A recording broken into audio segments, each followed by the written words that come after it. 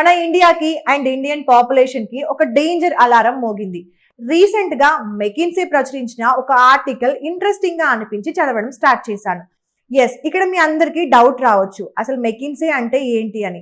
ఇది US based private organisation. ఇది different sources నుండి డేటాని కలెక్ట్ చేసి అనలైజ్ చేసి ఒక రిపోర్ట్ ని తయారు చేస్తుంది. ఆ రిపోర్ట్ ని గవర్నమెంట్ బాడీస్ కి, ప్రైవేట్ ఆర్గనైజేషన్స్ కి అండ్ పొలిటికల్ పార్టీస్ కి ఆ రిపోర్ట్ ని అందజేస్తుంది. ఆ ఆర్టికల్ ఏంటంటే, India is getting old before it gets rich. అంటే ఇండియా సంపన్న దేశంగా ఎదగడం కంటే ముందే వయసులో ముసలి దేశంగా మారబోతోంది.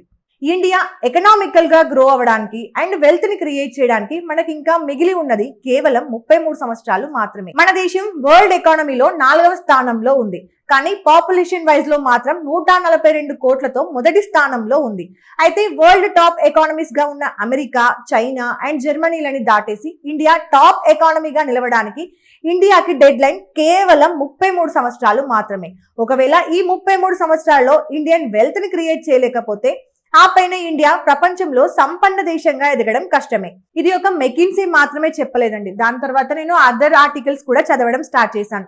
అందులో BBC, economic times, India today and other sources కూడా ఇదే విషయాన్ని చెప్తున్నాయి. ఎందుకు ఇండియాకి కేవలం 33 సంవత్సరాలు మాత్రమే ఉన్నాయంటే, as per the Indian fertility rate, birth replacement level అనేది 2.1 పర్ ఉమెన్ గా ఉండేది. అంటే ఎగ్జాంపుల్ చెప్పాలంటే, ప్రతి 20 మంది చనిపోతే 21 మంది బర్త్ రీప్లేస్మెంట్ అనేది జరిగేది. కానీ ఇప్పుడు అది 2.1 నుండి 1.7 గా పడిపోయింది. దట్టు మన తెలుగు రాష్ట్రాల్లో మాత్రం దారుణంగా 1.3 కి పడిపోయింది. డౌన్ ద లైన్ 33 సంవత్సరాల్లో ఇండియా ఏజింగ్ పాపులేషన్ ఇష్యూతో గ్రోత్ రేట్ అనేది పడిపోయే అవకాశం గట్టిగా ఉంది. రాను రాను వర్క్ ఫోర్స్ స్కేర్సిటీ అన్నది పెరిగిపోయి ప్రొడక్టివిటీ పడిపోతుంది. ఇండియా ఇప్పుడు డెమోగ్రాఫిక్ వైజ్ ఒక ఇంపార్టెంట్ ఫేజ్ లో ఉంది. 1.4 బిలియన్ పాపులేషన్ లో largest number of people prime working age లో ఉన్నారు. అంటే 22 నుండి 45 సంవత్సరాలు అన్నమాట.